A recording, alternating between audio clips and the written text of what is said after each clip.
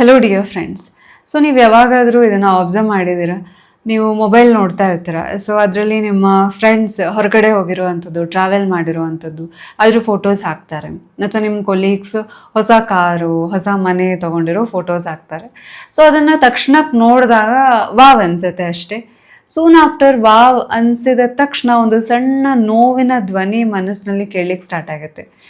ನನ್ನ ಲೈಫ್ನಲ್ಲಿ ಇವೆಲ್ಲ ನಡೆಯೋದು ಯಾವಾಗ, ವೆನ್?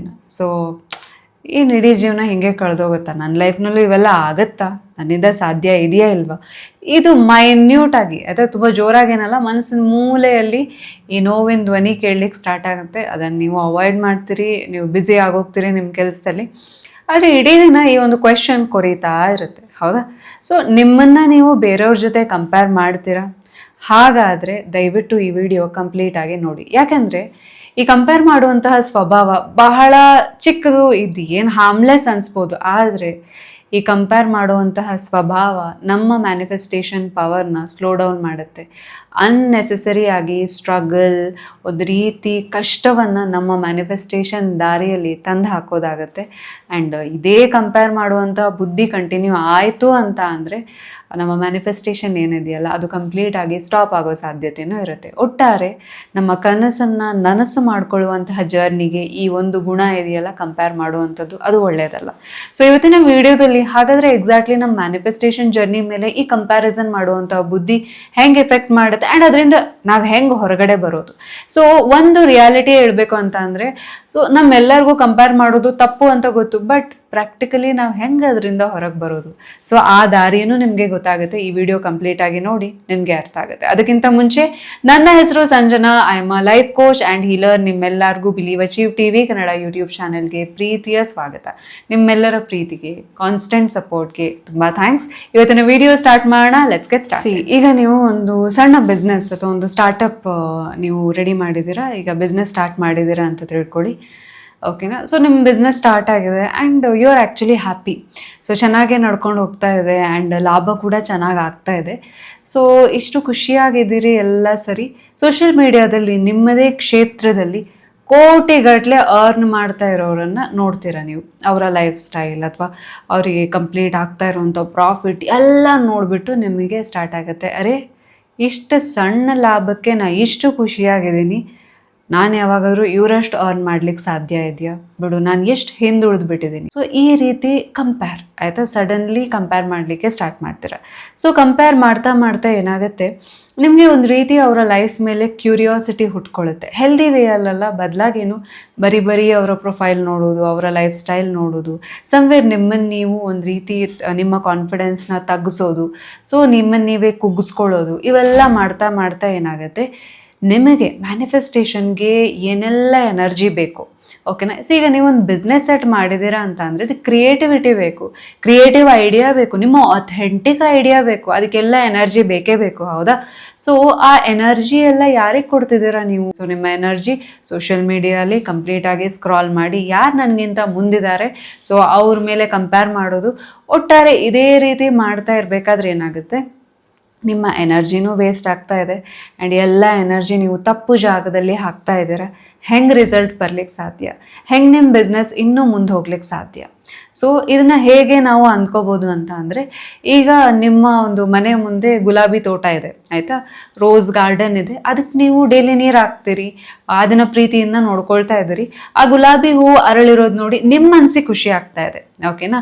ಸೊ ಸಡನ್ನಾಗಿ ಹೀಗೆ ನಿಮ್ಮ ಪಕ್ಕದ ಮನೆಯವ್ರ ಹತ್ರ ನೋಡ್ತೀರಾ, ಪಕ್ಕದ ಮನೆಯಲ್ಲಿ ಸೂರ್ಯಕಾಂತಿ ಏನಿದೆ ಅರಳಿ ನಿಂತಿದೆ, ಆಯಿತಾ? ಸೊ ಅವ್ರದ್ದು ಮನೆ ತುಂಬ ಸೂರ್ಯಕಾಂತಿ ಎತ್ತರಕ್ಕೆ ಬೆಳೆದು ನಿಂತಿದೆ, ಸೊ ತುಂಬ ಚೆನ್ನಾಗಿ ಕಾಣ್ತಾ ಇದೆ. ಆ್ಯಂಡ್ ನೀವು ನಿಮ್ಮ ಮನೆಯಲ್ಲಿರುವಂಥ ಗುಲಾಬಿ ಇದೆಯಲ್ಲ, ಗುಲಾಬಿ ಹೂವು ಇದೆಯಲ್ಲ, ಅದನ್ನು ಸೂರ್ಯಕಾಂತಿ ಜೊತೆ ಕಂಪೇರ್ ಮಾಡ್ತೀರಾ ಆ್ಯಂಡ್ ಹೇಳ್ತೀರಾ, ಯಾಕೆ ನನ್ನ ಗುಲಾಬಿ ಗಿಡ ಇನ್ನೂ ಇಷ್ಟೇ ಇದೆ, ನೋಡು ಅವ್ರ ಮನೆ ಸೂರ್ಯಕಾಂತಿ ಗಿಡ ಎಷ್ಟು ಚೆನ್ನಾಗಿದೆ, ನಾನು ಏನು ಮಾಡಿದರೂ ಏನು ಪ್ರಯೋಜನ? ಸೊ ನೀವು ಎಫರ್ಟ್ ಹಾಕೋದನ್ನು ಬಿಟ್ಬಿಡ್ತೀರಾ, ಸೊ ನೀರು ಹಾಕೋದನ್ನು ಬಿಡ್ತೀರಾ ಅಂತ ತಿಳ್ಕೊಳ್ಳಿ. ನೀರು ಹಾಕೋದು ಬಿಟ್ಟ ತಕ್ಷಣ ಆಬ್ವಿಯಸ್ಲಿ ನಿಮ್ಮ ಗಾರ್ಡನ್ನಲ್ಲಿರುವಂಥ ಗುಲಾಬಿ ಹೂ ಏನಾಗುತ್ತೆ, ಅಫ್ಕೋರ್ಸ್ ಬಾಡ್ ಹೋಗುತ್ತೆ, ಹೌದಾ? ತಪ್ಪು ಯಾರದ್ದು? ನಿಮ್ಮ ಪಕ್ಕದ ಮನೆಯವ್ರದ? ನಾಟ್ ರಿಯಲಿ, ಹೌದಾ? ಸೊ ನೀವು ಅವರ ಗ್ರೋತನ್ನು ನೋಡಿ ನೀವು ಮುಂದೆ ಹೋಗೋದನ್ನು ತಡೆದ್ರಿ, ನಿಮ್ಮನ್ನೇ ನೀವು ತಡೆದ್ರಿ. ಸೊ ಸಮ್ವೇರ್ ನಿಮ್ಮನ್ನು ನೀವು ಟ್ರಸ್ಟ್ ಮಾಡಲಿಲ್ಲ, ಆ ಹೊಸ ಹೊಸ ಐಡಿಯಾಸ್ ಬರಲಿಲ್ಲ. ಸೊ ನಿಮ್ಮ ಕನಸುಗಳು ಎಲ್ಲೋ ಒಂದು ಕಡೆ ವೀಕ್ ಆಗ್ತಾ ಹೋಯಿತು. ಈ ಕಂಪೇರ್ ಮಾಡ್ತಾ ಇರಬೇಕಾದ್ರೆ ನಮ್ಮ ಬ್ರೈನ್ನಲ್ಲಿ ಎಕ್ಸಾಕ್ಟ್ಲಿ ಏನು ಆಗ್ತಾ ಇರುತ್ತೆ ಅನ್ನೋದನ್ನು ತಿಳ್ಕೋಣ, ಓಕೆನಾ? ಸೊ ಈಗ ನೀವು ನಿಮ್ಮ ಜರ್ನಿಯನ್ನು ಅಥವಾ ನಿಮ್ಮ ಲೈಫನ್ನು ಬೇರೆಯವ್ರ ಜೊತೆ ಕಂಪೇರ್ ಮಾಡ್ತಾ ಇರ್ತೀರಾ ಅಂತ ತಿಳ್ಕೊಳ್ಳಿ. ಆಗ ಬ್ರೈನ್ಗೆ ಒಂದು ಸಿಗ್ನಲ್ ಹೋಗುತ್ತೆ, ಏನಂತ ಅಂದರೆ ಬೇರೆಯವರ ಸಕ್ಸಸ್, ಬೇರೆಯವರ ಯಶಸ್ಸು ನನಗೆ ಅಪಾಯಕಾರಿ ಅಂತ. ಯಾಕೆ ಬ್ರೈನ್ ಯಾಕೆ ಹೆದರ್ಕೊಳ್ಳುತ್ತೆ ಅಥವಾ ಅಪಾಯ ಅಂತ ಯಾಕೆ ಅಂದ್ಕೊಳ್ಳುತ್ತೆ ಅಂತ ಅಂದರೆ, ಸೊ ನಿಮಗೆ ನೆನಪಿರ್ಬೋದು, ನಮ್ಮ ಪೂರ್ವಜರೆಲ್ಲ ಕಾಡಲ್ಲಿದ್ದವರು, ಹೌದಾ? ಸೊ ಕಾಡಲ್ಲಿ ಇದ್ದಾಗ ಅವರಿಗೆ ಲಿಮಿಟೆಡ್ ರಿಸೋರ್ಸಸ್ ಇರ್ತಿತ್ತು. ಆಹಾರ ಇರಲಿ, ವಸತಿ ಇರಲಿ, ಎಲ್ಲವೂ ಕೂಡ ಏನು ಲಿಮಿಟೆಡ್ ಇರ್ತಿತ್ತು. ಒಬ್ಬರಿಗೆ ಹೆಚ್ಚು ಸಿಕ್ಕರೆ ಇನ್ನೊಬ್ಬರಿಗೆ ಕಮ್ಮಿ ಆಗುತ್ತೆ ಅನ್ನೋ ಭಯ ಕಾಡ್ತಿತ್ತು, ಹೌದಾ? ಈಗ ನೀವೇನ್ ಮಾಡ್ತೀರಾ, ಈಗ ನಮ್ಮ ಬ್ರೈನ್ ಕೂಡ ಹಾಗೆ ಅಲ್ವಾ, ನಮ್ಮ ಪೂರ್ವಜರಿಂದ ಬೆಳ್ಕೊಂಡು ಬಂದಿರುವಂತಹ ಬ್ರೈನ್ ಇದು ಡೆವಲಪ್ ಆಗಿ ಬಂದಿದೆ. ಸೊ ಆ ಬ್ರೈನ್ನಲ್ಲಿ ಇರುವಂಥ ಹಳೇ ಕಾಲದ ಭಯ ಏನಿತ್ತಲ್ಲ ಅದು ಜಾಗೃತ ಆಗುತ್ತೆ. ಏನಾಗುತ್ತೆ, ನಮ್ಮ ಮುಂದೆ ಯಾರಾದರೂ ಯಶಸ್ಸು ಕಾಣ್ತಾ ಇದ್ರೆ, ಸಕ್ಸಸ್ಫುಲ್ ಆಗ್ತಾ ಇದ್ರೆ ನಾವೇನು ಅಂದ್ಕೊಳ್ತೀವಿ, ಓ ಎಲ್ಲ ಆಪರ್ಚುನಿಟಿ ಅವರಿಗೆ ಹೋಗುತ್ತೆ, ನನಗೆ ಆಪರ್ಚುನಿಟಿನೇ ಉಳಿಯಲ್ಲ. ಸೊ ಈ ರೀತಿ ಲ್ಯಾಕ್ ಮೈಂಡ್ಸೆಟ್ಟಿಂದ ಯೋಚಿಸ್ಲಿಕ್ಕೆ ಸ್ಟಾರ್ಟ್ ಮಾಡ್ತೀವಿ. ಮತ್ತು ಯಾವಾಗ ನಮ್ಮ ಬ್ರೈನ್ ಸರ್ವೈವಲ್ ಮೋಡಿಗೆ ಹೋಗುತ್ತೋ ಅಥವಾ ನಮ್ಮ ಬ್ರೈನ್ನಲ್ಲಿ ಈ ಭಯ ಆ್ಯಕ್ಟಿವೇಟ್ ಆಗುತ್ತಲ್ಲ, ಆವಾಗ ಬರೀ ನಮ್ಮ ಲೈಫ್ನಲ್ಲಿ ಏನು ಇಲ್ಲ, ಏನಿದೆ ಅಲ್ಲ ಏನು ಇಲ್ಲ ಅನ್ನೋದ್ರ ಮೇಲೆ ಫೋಕಸ್ ಮಾಡ್ತಾ ಹೋಗುತ್ತೆ. ನಮ್ಮ ಬ್ರೈನ್ನಲ್ಲಿರೋ ಫಿಲ್ಟರ್ ಕೂಡ ಅಷ್ಟೇ, ಮತ್ತೆ ಮತ್ತೆ ಏನೆಲ್ಲ ಇಲ್ಲ ಇಲ್ಲ ಅನ್ನೋದಕ್ಕೆ ಪ್ರೂಫ್ ತಂದು ಕೊಡುತ್ತೆ. ಸೊ ಇದೆ ಅನ್ನೋದನ್ನ ಬಿಟ್ಟು ಏನಿಲ್ಲ ಅನ್ನೋದ್ರ ಮೇಲೆ ಫೋಕಸ್ ಮಾಡ್ತಾ ಮಾಡ್ತಾ ಆಬ್ವಿಯಸ್ಲಿ ನಾವು ಲ್ಯಾಕ್ ಅಥವಾ ಡೆಸ್ಪಿರೆಸಿಗೆ ಹೋಗ್ತೀವಿ. ಆ್ಯಂಡ್ ಆಲ್ಸೋ ಏನಾಗುತ್ತೆ ಅಂತ ಅಂದರೆ, ನಿಮ್ಮ ಮುಂದೆ ಯಾರಾದರೂ ಜಾಸ್ತಿ ಸಂಪಾದನೆ ಮಾಡೋದು ಅಥವಾ ಯಶಸ್ಸು ಕಾಣ್ತಾ ಇದ್ರೆ ಅವರು ನಿಮ್ಮ ಕಾಂಪಿಟೇಟರ್ ಆಗಿ ಕಾಣ್ತಾರೆ. ಅಂದರೆ ಅವ್ರಿಗಿಂತ ನಾ ಇನ್ನೂ ಹೆಚ್ಚು ಸಂಪಾದಿಸ್ಬೇಕು, ಇನ್ನೂ ಮುಂದೆ ಹೋಗಬೇಕು ಅಂತ. ಎಲ್ಲೋ ಒಂದು ಕಡೆ ನಾವು ಕ್ರಿಯೇಟರ್ ಮೈಂಡ್ಸೆಟ್ಟಿಂದ ಕಾಂಪಿಟೇಟಿವ್ ಮೈಂಡ್ಸೆಟ್ಟಿಗೆ ಹೋಗ್ತೀವಿ. ಕ್ರಿಯೇಟರ್ ಯಾವಾಗಲೂ ಕಾಮ್ ಆಗಿರ್ತಾರೆ ಆ್ಯಂಡ್ ಕಾಮಾಗೆ ಮ್ಯಾನಿಫೆಸ್ಟ್ ಮಾಡ್ತಾರೆ, ಹೌದಾ? ಬಟ್ ಕಾಂಪಿಟೇಟರ್ ಏನು ಒತ್ತಡ ಇರುತ್ತೆ, ಹೌದಾ? ಅವ್ರಿಗಿಂತ ನಾ ಮುಂದೆ ಹೋಗಬೇಕು, ಅವ್ರಿಗಿಂತ ಜಾಸ್ತಿ. ಸೊ ಈ ರೀತಿ ಇದ್ದಾಗ ಏನಾಗುತ್ತೆ, ಆಬ್ವಿಯಸ್ಲಿ ಬ್ರೈನ್ನಲ್ಲಿ ಸ್ಟ್ರೆಸ್ ಹಾರ್ಮೋನ್ ರಿಲೀಸ್ ಆಗುತ್ತೆ, ಕಾರ್ಟಿಸಾಲ್ ರಿಲೀಸ್ ಆಗುತ್ತೆ. ಇವು ನಮ್ಮ ಬಾಡಿಗೂ ಒಳ್ಳೆಯದಲ್ಲ, ನಮ್ಮ ಮ್ಯಾನಿಫೆಸ್ಟೇಷನ್ ಹೆಲ್ತಿಗೂ ಒಳ್ಳೆಯದಲ್ಲ. ಸೊ ಏನಾಗುತ್ತೆ, ಒತ್ತಡದಲ್ಲಿದ್ದು ತುಂಬಾ ಸ್ಟ್ರೆಸ್ ತಗೊಂಡು ನಾವು ಮ್ಯಾನಿಫೆಸ್ಟ್ ಮಾಡ್ತಾ ಇರಲ್ಲ. ಮ್ಯಾನಿಫೆಸ್ಟ್ ಮಾಡ್ಲಿಕ್ಕೆ ನಮ್ಮ ಮೈಂಡ್ ಏನಾಗಿರ್ಬೇಕು, ಕಾಮ್ ಆಗಿರ್ಬೇಕು, ಕ್ಲಿಯರ್ ಆಗಿ ಯೋಚನೆ ಮಾಡುವಂತ ಶಕ್ತಿ ನಮ್ಮಲ್ಲಿರ್ಬೇಕು. ಸೊ ಇವು ಯಾವುದು ಗುರುತಿಸದೆ ಇರೋ ಸ್ಟೇಟಿಗೆ ನಾವೇ ಕರ್ಕೊಂಡು ಹೋಗ್ತೀವಿ. ಆ್ಯಂಡ್ ಆಲ್ಸೋ ನಮ್ಮ ಮೇಲೆ ನಾವು ಡೌಟ್ ಪಡೋದು, ನಮ್ಮ ಮೇಲೆ ನಮಗಿದ್ದಂತಹ ಗೌರವ ಕಮ್ಮಿ ಆಗ್ತಾ ಹೋಗುತ್ತೆ, ಕಾನ್ಫಿಡೆನ್ಸ್ ಲೋ ಆಗೋದು. ಆ್ಯಂಡ್ ಸಮ್ವೇರ್ ಒದ್ದಾಟ, ಆಯ್ತಾ? ಆರಾಮಾಗಿರದೆ ನಾವು ಒಂದು ರೀತಿ ಒದ್ದಾಟದಲ್ಲಿರೋದು. ಸೊ ಇವೆಲ್ಲ ಆಗ್ತಾ ಹೋಗುತ್ತೆ. ನೀವೇ ಯೋಚನೆ ಮಾಡಿ, ಮ್ಯಾನಿಫೆಸ್ಟೇಷನ್ ಅನ್ನೋದು ಬ್ಯೂಟಿಫುಲ್ ಆದ ಜರ್ನಿ. ಆ್ಯಕ್ಚುಲಿ ನಮ್ಮ ಮನಸ್ಸಿರಲಿ, ನಮ್ಮ ಬ್ರೈನ್, ನಮ್ಮ ಹಾರ್ಟ್, ನಮ್ಮ ಸೋಲ್ ಎಲ್ಲ ಅಲೈನ್ಮೆಂಟಿಗೆ ತರುವಂಥದ್ದು, ಒಂದೇ ಹೊಂದಾಣಿಕೆಗೆ ತರುವಂಥ ಒಂದು ಬ್ಯೂಟಿಫುಲ್ ಪ್ರಾಸೆಸ್ ಇದು, ಹೌದಾ? ನಮಗೆ ಒಂದು ಬ್ಯೂಟಿಫುಲ್ ಪರ್ಸನ್ ಆಗಿ ಮಾಡುವಂತಹ ಪ್ರಾಸೆಸ್ ಇದು. ಬಟ್ ಈ ಪ್ರಾಸೆಸ್ನೇ ನಾವೇನು ಮಾಡ್ತೀವಿ, ಒಂದು ಕಾಂಪಿಟಿಷನ್ ಆಗಿ ನೋಡ್ತೀವಿ, ಒಂದು ರೇಸ್ ಥರ ನೋಡ್ತೀವಿ ಆ್ಯಂಡ್ ಜಾಸ್ತಿ ಓಡ್ಲಿಕ್ಕೆ ಪ್ರಯತ್ನ ಮಾಡ್ತೀವಿ. ಸೊ ಇದೆಲ್ಲೋ ಒಂದು ಕಡೆ ಆರಾಮಾಗಿ ಇರೋದನ್ನ ಬಿಟ್ಟು ಹಠ ಮಾಡಿ ಅಥವಾ ಒಂದು ರೀತಿ ಒದ್ದಾಟ ಮಾಡಿ ಪಡ್ಕೊಳ್ಳೋದಾಗುತ್ತೆ. ಆಮೇಲೆ ಏನಾಗುತ್ತೆ, ಡೆಸ್ಪಿರೆಸಿ ಕಾಡುತ್ತೆ, ಹಪ್ಪಹಪ್ಪಿತನ ಕಾಡುತ್ತೆ. ಆ್ಯಂಡ್ ಯು ನೋ ಇಟ್ ಅಲ್ವಾ? ಸೊ ಡೆಸ್ಪಿರೆಸಿ ಯಾವಾಗ ಬರುತ್ತೆ, ನಮ್ಮ ಮ್ಯಾನಿಫೆಸ್ಟೇಷನ್ ತಾನೇ ಸ್ಲೋ ಡೌನ್ ಆಗುತ್ತೆ. ಸೊ ಇವೆಲ್ಲದರಿಂದ ಗಿಲ್ಟ್ ಮತ್ತೆ ಬೇಡದೇ ಇರುವಂಥ ಎಮೋಷನ್ ನಾವೇ ಕ್ರಿಯೇಟ್ ಮಾಡೋ ಥರ. ಏನು ಅಂತ ಅಂದರೆ, ಈ ಪ್ರಪಂಚದಲ್ಲಿ ಯೂನಿವರ್ಸ್ ಅನ್ನೋದೇನಿದೆ ಸಂಪತ್ ಭರಿತವಾದಂತಹ ಯೂನಿವರ್ಸ್ ಇದು. ಸೊ ಇಲ್ಲಿ ಎಲ್ಲರೂ ಕೂಡ ಯಶಸ್ವಿ ಆಗಲಿಕ್ಕೆ ಅವಕಾಶ ಇದೆ. ಒಬ್ರು ಮುಂದೋದ್ರೆ ಅಥವಾ ಒಬ್ರಿಗೊಂದು ಅವಕಾಶ ಸಿಕ್ಕರೆ, ಓ ನನ್ನ ಅವಕಾಶ ಅವರು ಕಸ್ದುಕೊಂಡ್ಬಿಟ್ರು ಅಂತ ಅನ್ಕೊಳ್ತೀವಿ. That is not true. So ನಿಮಗೆ ಇರುವಂಥ ಅವಕಾಶ ನಿಮಗೇ ಸಿಗಬೇಕು. ಮೇ ಬಿ ಡಿಲೇ ಆಗ್ತಾ ಇರೋದು ಯಾಕೆ, ನೀವು ಆ ಒಂದು ಫ್ರೀಕ್ವೆನ್ಸಿಯಲ್ಲಿ ಇರಲ್ಲ. ಸೊ ಇವೆಲ್ಲ ಏನಿದೆ ಡ್ರಾಮಾ ನಾವೇ ಕ್ರಿಯೇಟ್ ಮಾಡಿರ್ತೀವಿ, ಹೌದಾ? ಸೊ ಈ ಡ್ರಾಮಾದಿಂದ ಹೆಂಗೆ ಹೊರಗಡೆ ಒಂದು ಅಮೇಝಿಂಗ್ ಆಗಿ ಮ್ಯಾನಿಫೆಸ್ಟ್ ಮಾಡೋದು? ಫಸ್ಟ್ ಸ್ಟೆಪ್ ಏನು ಅಂತ ಅಂದರೆ, ಅಫ್ಕೋರ್ಸ್ ನಿಮ್ಮ ಮೊಬೈಲ್ ನಿಮ್ಮ ಕೈಯಲ್ಲಿ ಇಡಲಿ. ಆ್ಯಂಡ್ ನಿಮಗೆ ಗೊತ್ತಿರುತ್ತೆ, ಈಗ ನೀವು ಯಾರನ್ನ ನೋಡಿದಾಗ ನಿಮಗೆ ಇನ್ಸೆಕ್ಯೂರ್ ಫೀಲ್ ಆಗುತ್ತೆ ಅಂತ. ಸೊ ಏನು ಮಾಡ್ತೀರಾ, ನೀವು ಮೊಬೈಲ್ ಆನ್ ಮಾಡಿ ಅವರ ಪ್ರೊಫೈಲ್ ಇರ್ಬೋದು ಅಥವಾ ವಿಡಿಯೋಸ್ ಇರ್ಬೋದು ಅಥವಾ ನಿಮ್ಗೆ ಗೊತ್ತಿರುತ್ತೆ, ಹೌದಾ? ಯಾರನ್ನ ನೋಡಿದಾಗ ಸೋಷಿಯಲ್ ಮೀಡಿಯಾದಲ್ಲಿ ಅಥವಾ ಯಾವ ಸೆಲೆಬ್ರಿಟಿ ಇರ್ಬೋದು, ಸೊ ಅವ್ರನ್ನ ನೋಡಿದಾಗ ನಿಮ್ಮನ್ನೆಲ್ಲೋ ಒಂದು ಕಡೆ ನೀವು ಕಂಪೇರ್ ಮಾಡ್ತೀರಿ. You start feeling insecure. So ಅವರ ಪ್ರೊಫೈಲ್ ಓಪನ್ ಮಾಡ್ತೀರಾ. ಓಪನ್ ಮಾಡಿ ಆದ ತಕ್ಷಣ ಸೊ ನೋಡ್ತಾ ಇರಬೇಕಾದ್ರೆ ಆಗ್ಬೇಕಾದ್ರೆ ಯು ಸ್ಟಾರ್ಟ್ ಫೀಲಿಂಗ್ ಇನ್ಸೆಕ್ಯೂರ್. ಫಸ್ಟಿಗೆ ಏನೋ ಅನ್ಸಲ್ಲ, ಫಸ್ಟಿಗೆ ಯು ಫೀಲ್ ವಾವ್ ಅನ್ಸುತ್ತೆ, ಆಮೇಲೆ ಸ್ವಲ್ಪ ಒಂದು ರೀತಿ ಸಂಕಟ ಸ್ಟಾರ್ಟ್ ಆಗುತ್ತೆ. ಹೌದಾ, ಯಾಕೆ ನಾ ಹಿಂಗಿಲ್ಲ, ಫಸ್ಟ್ ಆ ಟ್ರೇಸ್ ಆಫ್ ಇನ್ಸೆಕ್ಯೂರಿಟಿ ಬರ್ಲಿಕ್ಕೆ ಸ್ಟಾರ್ಟ್ ಆದ ತಕ್ಷಣ ಮೊಬೈಲ್ ಆಫ್ ಮಾಡ್ತೀರಾ. ಓಕೆನಾ, ಸ್ವಿಚ್ ಆಫ್ ಅಲ್ಲ, ಜಸ್ಟ್ ಮೊಬೈಲ್ ಆಫ್ ಮಾಡ್ತೀರಾ, ಸ್ಕ್ರೀನ್ ಆಫ್ ಮಾಡ್ತೀರಾ. ಸ್ಕ್ರೀನ್ ಆಫ್ ಮಾಡಿದ ತಕ್ಷಣ ನಿಮ್ಮ ಮುಖ ನಿಮ್ಗೆ ಕಾಣುತ್ತೀಗ. ಹೌದಾ, ಸೊ ನಿಮ್ಮ ಮುಖ ಈಗ ನಿಮಗೆ ಕಾಣ್ತಾ ಇದೆ ಅಂಡ್ ನಿಮ್ಮ ಕಣ್ಣಲ್ಲಿ ಕಣ್ಣಿಟ್ಟು ಈ 3 ಫ್ರೇಸಸ್ನ ಹೇಳ್ತಾ ಇದ್ದೀರಾ. ಸೊ ಆ 3 ಫ್ರೇಸಸ್ ಯಾವುದು ಅಂತ ಅಂದ್ರೆ, I see you, I love you, you are enough. ನೋಡು, ನಾನು ನಿನ್ನನ್ನು ನೋಡ್ತಾ ಇದ್ದೀನಿ, ನಿನ್ನನ್ನು ಮನಸಾರೆ ಪ್ರೀತಿಸ್ತೀನಿ, ನೀ ಹೇಗಿದೆಯೋ ಹಾಗೆ ಸಾಕು ನನಗೆ.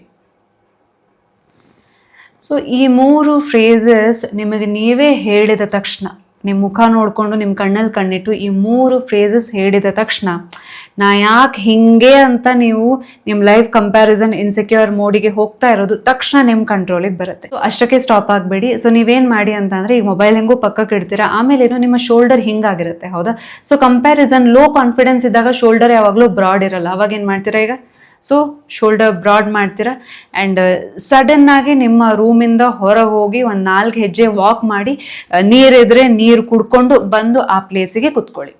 Every time you do this, ದಿನದಲ್ಲಿ ಒಂದು 4-5 ಸಲ ಮಾಡಿ. ಬೇಕು ಅಂತಾನೆ ಯಾರನ್ನ ನೋಡಿದ್ರೆ ನಿಮಗೆ ಇನ್ಸೆಕ್ಯೂರ್ ಫೀಲ್ ಆಗುತ್ತೆ ಅನ್ನೋಯಿಂಗ್ಲಿ ನೀವು ಅವ್ರನ್ನ ಕಂಪೇರ್ ಮಾಡ್ತೀರಾ, ಅವ್ರ ಪ್ರೊಫೈಲ್ ವಿಸಿಟ್ ಮಾಡ್ತೀರಾ, ಅವ್ರನ್ನ ನೋಡಿದ ತಕ್ಷಣ ನಿಮ್ಮ ಮೊಬೈಲ್ ಜಸ್ಟ್ ಆಫ್ ಮಾಡ್ತೀರಾ ಆ್ಯಂಡ್ ಈ 3 ಫ್ರೇಸಸ್ ಏನಿದೆ ಅದನ್ನ ನೀವು ನಿಮಗೆ ಹೇಳ್ತೀರಾ. ತಕ್ಷಣ ನಿಮ್ಮ ಬಾಡಿ ಲ್ಯಾಂಗ್ವೇಜ್, ನಿಮ್ಮ ಶೋಲ್ಡರ್ ನೀವು ನೆಟ್ಟಾಗಿ ಮಾಡ್ತೀರಾ and broad shoulder and exactly ನೀವೇನು ಮಾಡ್ತೀರಾ, ಸಡನ್ ಆಗಿ ನಿಮ್ಮ ರೂಮಿಂದ ಎದ್ದು ಒಂದು 4 ಹೆಜ್ಜೆ ನಡ್ಕೊಂಡು ಬರ್ತೀರಾ, ನೀರಿದ್ರೆ ನೀರು ಕುಡಿತೀರಾ, ಬರ್ತೀರಾ. ದಿನದಲ್ಲಿ ಒಂದು 4 ಸಲ ರಿಪೀಟ್ ಮಾಡಿ. ಆ ಪ್ಯಾಟರ್ನ್ ಏನಿರುತ್ತಲ್ಲ ಇಂಟರಪ್ಟ್ ಆಗುತ್ತೆ. So this is very powerful. So ಇನ್ನೊಂದು ಏನಂತ ಅಂದರೆ, ಎವ್ರಿ ಟೈಮ್ ಈಗ ನೀವು ಸೋಷಿಯಲ್ ಮೀಡಿಯಾದಲ್ಲಿ ಸ್ಕ್ರಾಲ್ ಮಾಡ್ತಾ ಇರಬೇಕಾದ್ರೆ ನಿಮ್ಮ ಮನಸ್ಸಿಗೆ ಒಂದು ಅಡಿಕ್ಷನ್ ಆಗೋಗಿರುತ್ತೆ. ಯಾವಾಗ ನಿಮ್ಗೆ ಇನ್ಸೆಕ್ಯೂರಿಟಿ ಫೀಲ್ ಆಗಬೇಕು ಆವಾಗ you go to their profile. ಹೌದಾ, ಈಗ ಸೋಷಿಯಲ್ ಮೀಡಿಯಾದಲ್ಲಿ ನಿಮಗೆ ಒಂದು ರೀತಿ ಇನ್ಸೆಕ್ಯೂರ್ ಫೀಲ್ ಆಗ್ತಾ ಇದೆ, ಅಥವಾ ನಿಮ್ದು ಈಗ ಮೊಬೈಲಲ್ಲೇ ಇರ್ತಾರೆ. ಹೌದಾ, ನಿಮ್ಮ ಫ್ರೆಂಡ್ಸು, ಹೌದಾ, ನಿಮ್ಮ ಫ್ರೆಂಡ್ಸು ಅವರನ್ನೆಲ್ಲ ನೋಡಿದಾಗ ನಿಮ್ಗೆ ಇನ್ಸೆಕ್ಯೂರ್ ಫೀಲ್ ಆಗ್ತಾ ಇದ್ದಾಗ ನೀವೇನು ಮಾಡ್ತೀರಾ, ಒಂದು 2-3 ದಿವಸ ತನಕ ಅಥವಾ ಒಂದು ವಾರನೇ, ಸೊ ಈಗ ನಿಮ್ಮ ಕೈ ಏನಾಗುತ್ತೆ, ಅವರ ಪ್ರೊಫೈಲ್ ಮೇಲೆ ಕ್ಲಿಕ್ ಮಾಡಿ ಅಥವಾ ಅವರ ಸ್ಟೇಟಸ್ ಮೇಲೆ ಕ್ಲಿಕ್ ಮಾಡಿ ನೋಡಬೇಕು ಅನ್ಸುತ್ತೆ, ಸ್ಟಾಪ್. ಸೊ ಜಸ್ಟ್ ನೀವು ಸ್ಕ್ರಾಲ್ ಮಾಡ್ತಿದ್ದೀರಾ ಅಥವಾ ಅವರ ಸ್ಟೇಟಸ್ ಏನಿದೆ ಅದನ್ನ ಸ್ಕಿಪ್ ಮಾಡ್ತಾ ಇದ್ದೀರಾ.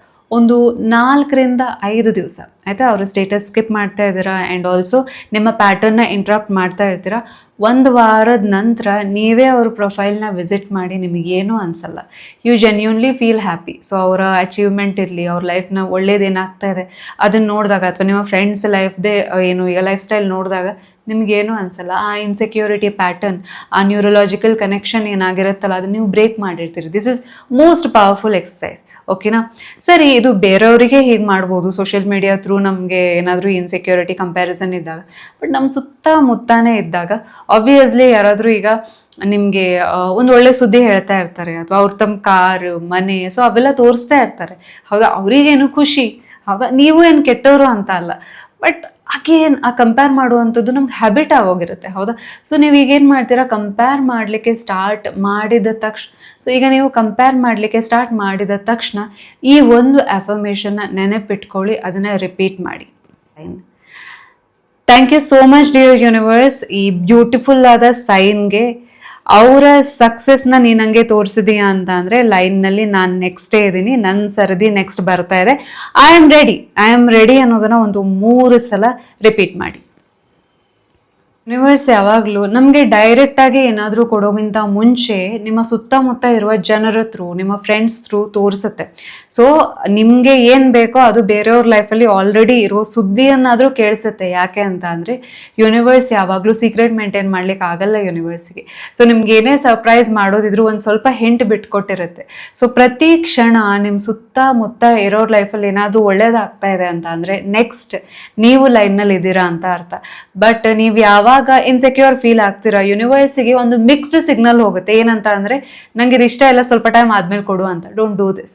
ಇನ್ನೊಂದು ಅಂತ ಅಂದರೆ ಯೂನಿವರ್ಸ್ ತುಂಬ ವಾಸ್ಟ್ ಆಗಿದೆ. ಹೌದಾ, ಅಪಾರವಾಗಿದೆ. ಆ್ಯಂಡ್ ಯೂನಿವರ್ಸ್ ಒಂದು ಸಮುದ್ರ ಇದ್ದ ಹಾಗೆ. ಹೌದಾ, ಸಮುದ್ರದಲ್ಲಿ ಹೆಂಗೆ ನೀರು ಖಾಲಿ ಆಗಲ್ವೋ ಅದೇ ರೀತಿ ನಿಮಗೆ ಸೇರ್ಬೇಕಾಗಿರುವಂಥ ಅವಕಾಶ ಇರಲಿ, ನಿಮಗೆ ಸೇರ್ಬೇಕಾಗಿರೋ ಯಶಸ್ಸಿರಲಿ, ನಿಮ್ಮಿಂದ ಯಾರೂ ಕಸಿದುಕೊಳ್ಳಿಕ್ಕೆ ಸಾಧ್ಯ ಇಲ್ಲ. ಸೊ ಈಗ ನೀವು ಅಮೆಝಾನಲ್ಲಿ ಆರ್ಡರ್ ಮಾಡಿರುವಂತಹ ಪಾರ್ಸಲ್ ನಿಮ್ಮ ಮನೆಗೆ ಬರುತ್ತೆ ತಾನೆ, ಅದ್ರ ಮೇಲೆ ಯಾರ ಹೆಸರಿರುತ್ತೆ? ನಿಮ್ಮ ಹೆಸರಿರುತ್ತೆ, ಹೌದಾ? ಸೊ ನಿಮಗೆ ಅಂತ ಇರುವಂಥ ಎಲ್ಲ ಒಳ್ಳೆಯದು ನಿಮಗೆ ಸೇರಬೇಕು. ಸೊ ನಿಮಗೆ ಇರೋದು ನಿಮಗೆ ಸಿಗುತ್ತೆ ಅಂದಮೇಲೆ ಇನ್ಯಾವ ಕಾಂಪಿಟೇಷನ್? ಸೊ ಪ್ರತಿಯೊಬ್ಬರ ದಾರಿ, ಲೈಫ್ ಎಲ್ಲವೂ ಡಿಫ್ರೆಂಟ್ ಆಗಿರುತ್ತೆ. ಸೊ ಅವ್ರ ದಾರಿ ಅವರಿಗೆ, ಅವ್ರ ದಾರಿಯಲ್ಲಿ ಅವ್ರು ಆರಾಮಾಗಿ ಹೋಗಿ ನಡ್ಕೊಂಡು ಹೋಗ್ಲಿ, ಅವ್ರ ಗುರಿ ರೀಚ್ ಆಗಲಿ. ನೀವು ನಿಮ್ಮ ದಾರಿಯಲ್ಲಿ ಆರಾಮಾಗಿ ನಡ್ಕೊಂಡು ಹೋಗಿ ನಿಮ್ಮ ಗುರಿಯನ್ನು ನೀವು ರೀಚ್ ಆಗ್ಬೋದು, ಹೌದಾ? ಈ ಕಾಂಪಿಟೇಷನ್ ಅಂತ ಅಂದರೆ ಹೋರಾಟ, ಮ್ಯಾನಿಫೆಸ್ಟೇಷನ್ ಅಂತ ಅಂದರೆ ಕಾಮ್ನೆಸ್, ಅಟ್ರಾಕ್ಷನ್ ಇದು, ಹೌದಾ? ಸೊ ಈಗ ಹಾಗಾದರೆ ಇವತ್ತಿಂದ ನೀವು ಕಾಮ್ ಆಗಿದ್ದೀರಾ ಆ್ಯಂಡ್ ಯಾರನ್ನೂ ನಿಮ್ಮ ಜೊತೆ ಕಂಪೇರ್ ಮಾಡ್ತಾ ಇಲ್ಲ. ಸೊ ಮೇಲೆ ನಂಬಿಕೆ ಇರಲಿ. ಸೊ ನಿಮ್ಮ ಸಾಮರ್ಥ್ಯದ ಮೇಲೆ ನಿಮಗೆ ನಂಬಿಕೆ ಇರಲಿ. ಆ್ಯಂಡ್ ಯೂನಿವರ್ಸ್ ಯಾವತ್ತೂ ಅಷ್ಟೇ, ಯೂನಿವರ್ಸಿಗೆ ಎಲ್ಲ ಮಕ್ಕಳು ಕೂಡ ಒಂದೇ. ನೀವು ಯೂನಿವರ್ಸ್ನ ಮಕ್ಕಳು ಅಂತ ಅಂದರೆ ನಿಮಗೆ ಯಾಕೆ ಹಿಂದಿರ್ಲಿಕ್ಕೆ ಕೊಡುತ್ತೆ, ನಿಮಗೂ ಸರಿಯಾದ ಅವಕಾಶ ಸರಿಯಾದ ಟೈಮಲ್ಲಿ ಕೊಟ್ಟೇ ಕೊಡುತ್ತೆ. ಎಲ್ಲರದ್ದು ಟೈಮ್ ಲೈನ್ ಡಿಫ್ರೆಂಟ್ ಇರುತ್ತೆ. ಮೇ ಬಿ ಈಗ ನಿಮ್ಮ ಕಣ್ಣಿಗೆ ಒಬ್ಬರ ಲೈಫ್ ತುಂಬ ಗ್ಲೋರಿಫೈಡ್ ಆಗಿ, ತುಂಬ ಸಕ್ಸಸ್, ತುಂಬ ಆರಾಮಾಗಿರೋದು ಕಾಣ್ಬೋದು. ಬಟ್ ಅದ್ರ ಹಿಂದೆ ಕತೆಗಳಂತೂ ಇದ್ದೇ ಇರುತ್ತೆ, ಹೌದಾ? ನಮಗೆ ಗೊತ್ತಿರಲ್ಲ. ಸೊ ಪಾಪ ಅವರು ಏನು ಗೋತ್ರು ಆಗಿರ್ತಾರೆ, ಅವ್ರು ತಮ್ಮ ಲೈಫ್ನಲ್ಲಿ ಏನೆಲ್ಲ ಅನುಭವಿಸಿ ಆ ಒಂದು ಸ್ಟೇಜ್ಗೆ ಬಂದಿರ್ತಾರೆ, ನಮ್ಗೆ ಐಡಿಯಾ ಇರಲ್ಲ. ಬಟ್ ಜಸ್ಟ್ ಒಂದು ಸರ್ಫೇಸಲ್ಲಿ ಅವರ ಅಮೇಝಿಂಗ್ ಲೈಫ್ನ ನೋಡಿ ನಮ್ಗೆ ನಾವು ಕಂಪೇರ್ ಮಾಡ್ತೀವಿ. ಹಂಗೆ ಹೇಳಿಕ್ ಹೋದ್ರೆ ನಮ್ಮಲ್ಲಿ ಪ್ರತಿಯೊಬ್ಬರು ಕೂಡ ಅಷ್ಟೇ, ನಮ್ಮ ಲೈಫ್ನಲ್ಲೂ ಕೂಡ ಸುಮಾರಷ್ಟು ವಿಷಯ ಗೋತ್ರು ಆಗಿ ಅದನ್ನ ಮೀರಿನೇ ಬೆಳೆದಿರ್ತೀವಿ, ಹೌದಾ? ಸೊ ನೀವು ಯಾಕೆ ನಿಮ್ಮನ್ನ ಬೇರೆಯವ್ರ ಜೊತೆ ಕಂಪೇರ್ ಮಾಡಬೇಕು? ಕಂಪೇರ್ ಮಾಡಲೇಬೇಕು ಅಂತ ಅಂದರೆ ನಿಮ್ಮನ್ನ ನೀವು ನೆನ್ನೆಗೋ ಮೊನ್ನೆಗೋ ಕಂಪೇರ್ ಮಾಡ್ಬೋದು ತಾನೆ. ಅಥವಾ 2 ವರ್ಷದ ಹಿಂದೆ ನೀವು ಹೆಂಗಿದ್ರಿ, ಈಗ ಹೆಂಗಿದ್ರಿ ಅನ್ನೋದು ಕಂಪೇರ್ ಮಾಡಿದರೆ ನಿಮ್ಮ ಬಗ್ಗೆ ನಿಮಗೆ ರೆಸ್ಪೆಕ್ಟ್ ಇರಲಿ, ಪ್ರೀತಿ ಇರಲಿ ಹೆಚ್ಚಾಗುತ್ತೆ. ಆ್ಯಂಡ್ ಈ ವಿಡಿಯೋ ನೋಡ್ತಿರುವಂಥ ಪ್ರತಿಯೊಬ್ಬರು ಕೂಡ ನಿಮ್ಮ ಲೈಫ್ನಲ್ಲಿ ಆಬ್ವಿಯಸ್ಲಿ ಏನಾದರೂ ಒಂದು ಘಟನೆ ನಡೆದಿರುತ್ತೆ, ಅದನ್ನ ಮೀರಿ ನೀವು ಬೆಳೆದಿರ್ತೀರಿ. ನಿಮ್ಮ ಸ್ಟ್ರೆಂತನ್ನು ನೀವು ಯಾಕೆ ಸೆಲೆಬ್ರೇಟ್ ಮಾಡಬಾರ್ದು? ನಿಮ್ಮ ಕಾನ್ಫಿಡೆನ್ಸ್ ನೀವು ಯಾಕೆ ಹೆಚ್ಚಿಸಬಾರ್ದು? ಸೊ ನೆನ್ಪಿಡಿ, ನಮ್ಮಲ್ಲಿ ಪ್ರತಿ ಒಬ್ಬರೂ ಕೂಡ ವಿಶೇಷ, ನಮ್ಮಲ್ಲಿ ಪ್ರತಿ ಒಬ್ಬರೂ ಕೂಡ ಹೀರೋ ಆರ್ ಹೀರೋಯಿನ್. ಸೊ ಯಾರು ಯಾರಿಗಿಂತನೂ ಕಮ್ಮಿ ಇಲ್ಲ. ಸೊ ನಾವೆಲ್ಲರೂ ಒಂದೇ ಎನರ್ಜಿ ಲೆವೆಲಲ್ಲಿ, ನಾವೆಲ್ಲರೂ ಒಂದೇ ಅಂದಮೇಲೆ ಸೊ ನಮ್ಗೆ ಯಾರು ಕಾಂಪಿಟೇಟರ್ಸ್, ಹೌದಾ? ನಾವೆಲ್ಲ ಕೋ ಕ್ರಿಯೇಟರ್ಸ್, ನಾಟ್ ಕಾಂಪಿಟೇಟರ್ಸ್. ಸೊ ಇವತ್ತಿನ ವಿಡಿಯೋ ನಿಮ್ಮೆಲ್ಲರಿಗೂ ಹೇಗೆ ಅನಿಸ್ತು ಖಂಡಿತ ತಿಳಿಸಿ. ಈಗ ನಿಮಗೆ ನಿಮ್ಮ ಬಗ್ಗೆ ಏನ್ ಅನ್ಸುತ್ತೆ ಅಂತ ಕಮೆಂಟ್ ಸೆಕ್ಷನ್ ಅಲ್ಲಿ ತಿಳಿಸಿ. ನಿಜಕ್ಕೂ ನೀವು ನಿಮ್ಮನ್ನ ಬೇರೆಯವ್ರ ಜೊತೆ ಕಂಪೇರ್ ಮಾಡ್ಬೇಕಾ, ಅಥವಾ 2 ವರ್ಷದ ಹಿಂದಿಗಿಂತ ಈಗ ನೀವು ಬೆಟರ್ ಇದ್ದೀರಿ, ಅದಕ್ಕೆ ನಿಮ್ಮನ್ನ ನೀವು ಕಂಗ್ರ್ಯಾಚುಲೇಟ್ ಮಾಡ್ಬೇಕಾ? ಸೊ ನೀವೇ ಡಿಸೈಡ್ ಮಾಡಿ ಕಮೆಂಟ್ ಸೆಕ್ಷನ್ ಅಲ್ಲಿ ತಿಳಿಸಿ. ನಿಮ್ಮೆಲ್ಲರಿಗೂ ಒಳ್ಳೇದಾಗ್ಲಿ. Thanks for watching. Thank you so much.